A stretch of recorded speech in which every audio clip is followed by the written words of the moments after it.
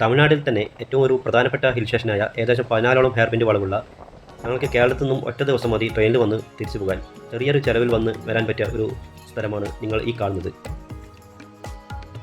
ഇത് സ്ഥിതി ചെയ്യുന്നത് വെല്ലൂർ ജില്ലയിലാണ്. അപ്പോൾ ഈ വീഡിയോ അവസാന ഭാഗം ഇവിടത്തേക്ക് എങ്ങനെ വരണമെന്നും ഏത് ട്രെയിനിൽ കയറിയാലാണ് ഇവിടെ വരാൻ പറ്റുക എന്നൊക്കെ ഞാൻ നിങ്ങൾക്ക് വിശദമായി പറഞ്ഞുതരാം. ഇവിടുത്തെ പ്രധാന കാഴ്ചകൾ ഇതുതന്നെയാണ്. ഇവിടെ ഊട്ടി കൊടൈക്കനാൽ പോലുള്ള അത്ര തിരക്കോ കാര്യങ്ങളോ ഇല്ലെങ്കിലും ഇവിടുത്തെ കാഴ്ചകൾ എന്ന് പറഞ്ഞാൽ ഇവിടുത്തെ ഈ പ്രകൃതി ഭംഗി തന്നെയാണ്. അതുകൊണ്ട് തന്നെയാണ് ഇവിടെ വേറിട്ട് നിൽക്കുന്നത്. ഊട്ടി കൊടൈക്കനാലിനെക്കാട്ടിയും വേറിട്ട് നിൽക്കുന്നത് അതുകൊണ്ട് തന്നെയാണ്.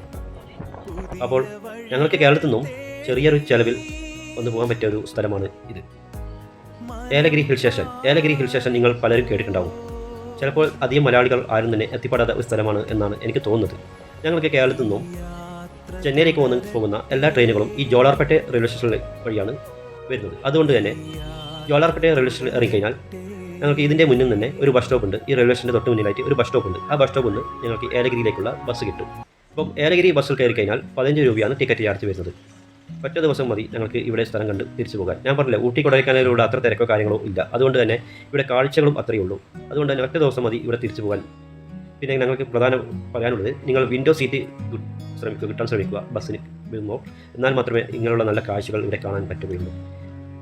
പ്രധാന കാഴ്ചകൾ ഞങ്ങൾ ഈ പോകുന്ന വഴി തന്നെയുള്ള കാഴ്ചകളാണ്. വ്യൂ പോയിന്റും കാര്യങ്ങളൊക്കെ ഞങ്ങൾക്ക് ബസ്സിൽ തന്നെ കാണാൻ പറ്റും.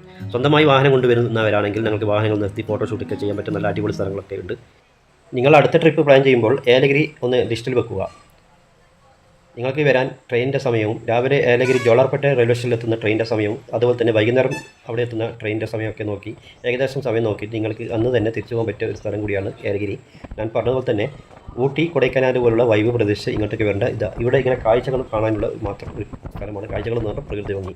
ഊട്ടി പോലുള്ള പാർക്കോ കാര്യങ്ങളൊക്കെ കുറേ അങ്ങനെയുള്ള കാര്യങ്ങളൊക്കെ ഇവിടെ കുറവാണ്. ഉണ്ട് എന്നും ചെറിയ ചെറിയ സംഗതികൾ മാത്രമേ ഉള്ളൂ. ഒരു ലൈക്കുണ്ട്, ബോട്ട് സർവീസൊക്കെ ഉണ്ട്. എൻ്റെ വീഡിയോ നിങ്ങൾക്ക് ഇഷ്ടമായെങ്കിൽ നിങ്ങളുടെ യാത്രാപ്രേമികളായ സുഹൃത്തുക്കൾക്ക് ഷെയർ ചെയ്യാനും ലൈക്ക് ചെയ്യാനും മറക്കല്ല. അപ്പോൾ ഫോളോ ചെയ്യുക. അടുത്ത വീഡിയോയുമായി വീണ്ടും കാണാം.